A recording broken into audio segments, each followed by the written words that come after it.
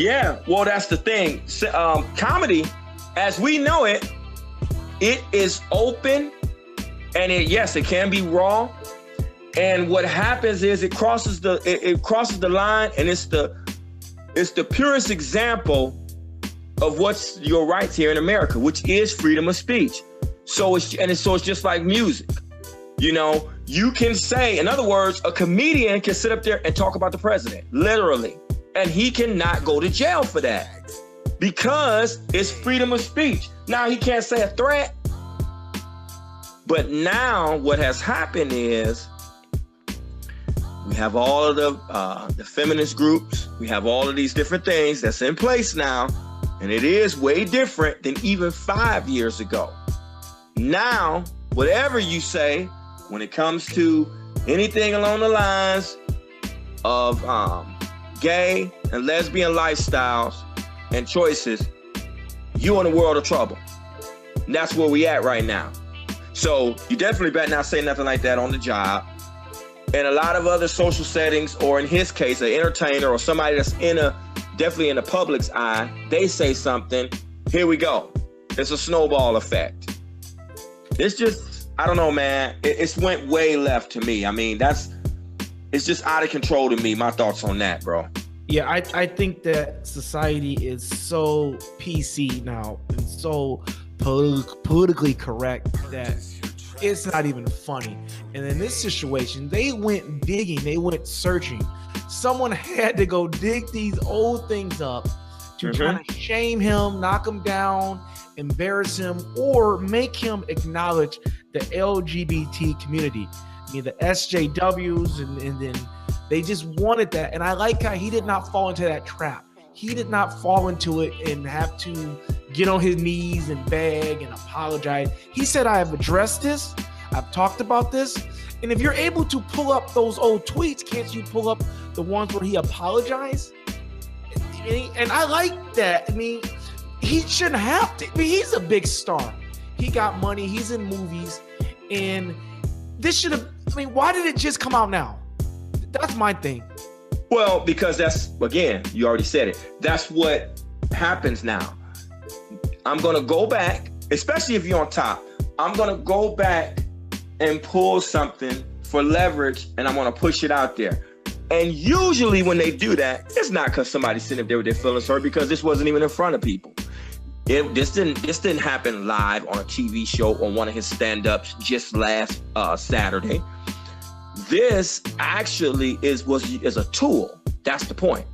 If you go dig something up, this was premeditated and it was used for a tool to either promote that group or to have leverage over him. And so then that's when it puts you in a position where you got to decide, when you're in that situation, like Kevin Hart, am I going to let them, I'll acknowledge where I'm at now, and maybe I should have had a couple other choice of words, so hey, I apologize. But no, I don't have to gravel in the ground and crawl and anything else. And that's going to, it's only going to be so far I go, especially when I know why you're doing this, because you're using it as a tool. You pull something up and using it as a tool, because really what you want to do is use me or use whoever that figurehead is to gain something, to put things in the light for them. That's all it's about. Basically, basically extortion. Yeah, I think they've been had it. They've been had this, and they're just waiting to bring it out. And we're talking about Hollywood, and we know Hollywood is far from perfect. But we got drinks and drugs and lying and people doing whatever they can do to get to the top. I mean, Weinstein. This is not like this is like holier than thou. I mean, come on, are you kidding me? Now, yes, he should apologize, because it's about business. At the end of the day, it's about advertising. It's about doing movies. It's about getting roles. So as a business and PR, you want to apologize. You don't want to be controversial as an actor, as a comedian, because you just want to make people laugh at the end of the day. That's right. But in the real world, I'm just so tired of this whole, there's no limitations on how far you can go back, and somebody passed and just pull something up, and it's very one-sided. Show the other tweets where he apologized. It's always there. Whatever narrative somebody wants to do, they pull up some dirt on you, and then they want to put you in that corner. Let me ask you this: so basically, he pulled out from the Oscars, right? Yes. So now he's not hosting. He decided that it's best that, let me step down. What he said is that since you went through the energy to be an internet troll and pull out these tweets, I'm not gonna address it because I've already addressed it. I've already apologized. That's what he said. So he said, he stepped down basically. He said, no, I'm not gonna do it.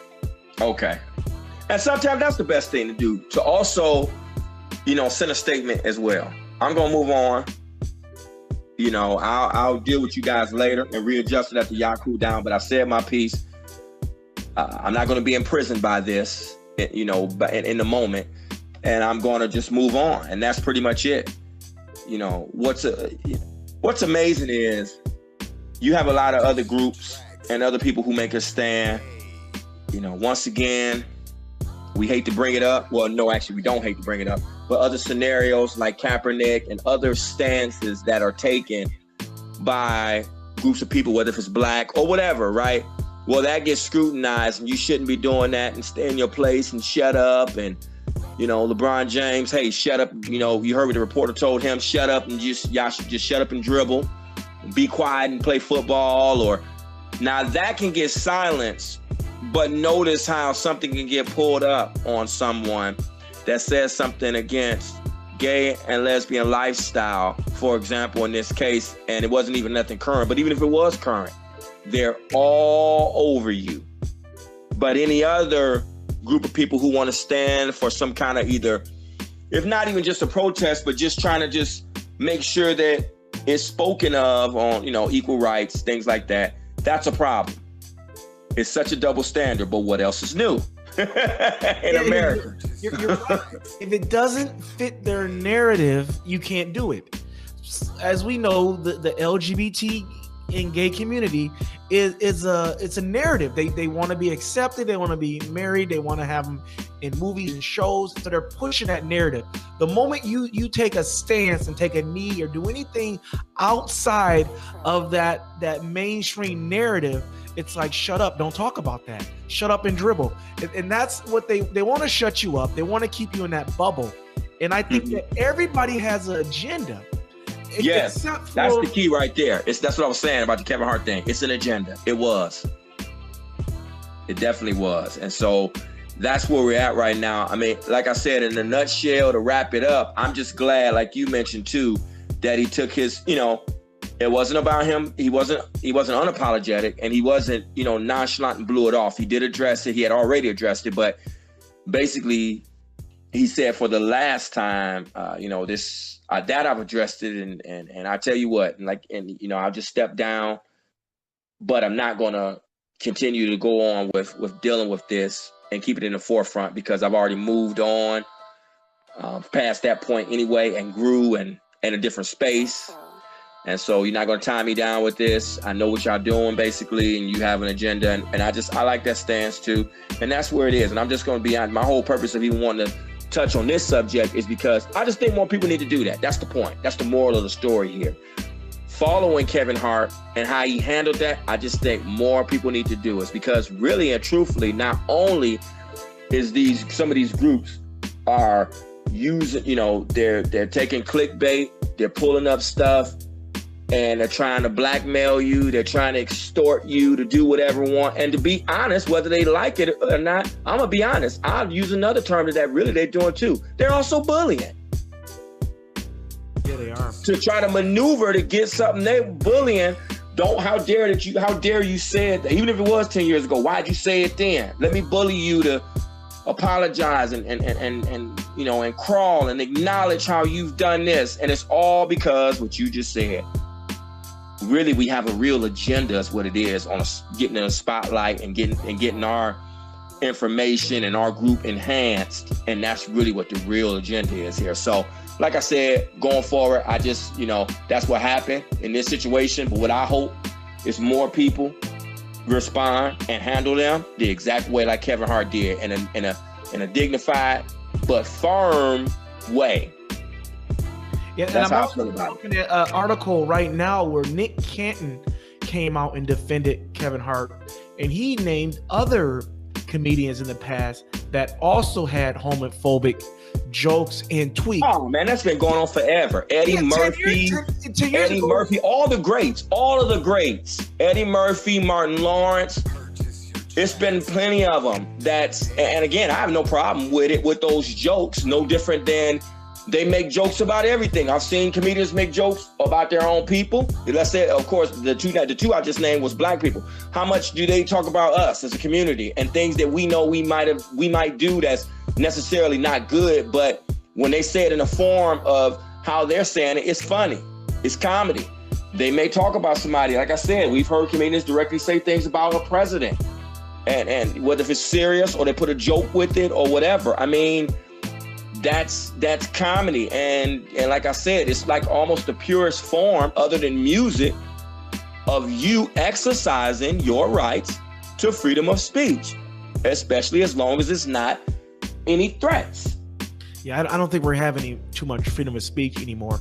I mean, that's. But yeah, they're trying to take it out the window. That's almost what this looks like too, to a large extent. So that's what we got. That's what we have going on. Yeah, it's exactly what's going on. And it's just going to get worse, I think, with trying to really shut people up, make people think that they're perfect, make people think that they never said anything wrong or anything. And this is the culture we live in, and this is what it is. And I just think that people need to stop apologizing for every little thing. Stop worrying about offending. There's no way to live your life and never offend anybody. There's no way to make everybody happy. It's just not going to happen. Well, a lot of people purposely wear, first of all, their feelings and every emotion and every principle that they may have on their shoulders. So it's easy to knock that chip off, very easy. The wind blow slightly can knock it off. And then here we go. Oh, I'm offended. Oh man, I can't believe he said. And here we go. And so now I gotta shame you. Now I gotta put your name out there in a bad light. Now I have to, and again, this can be a person who's not doing anything intentionally to hurt feelings or whatever. It could be a good person, whether they're famous or not.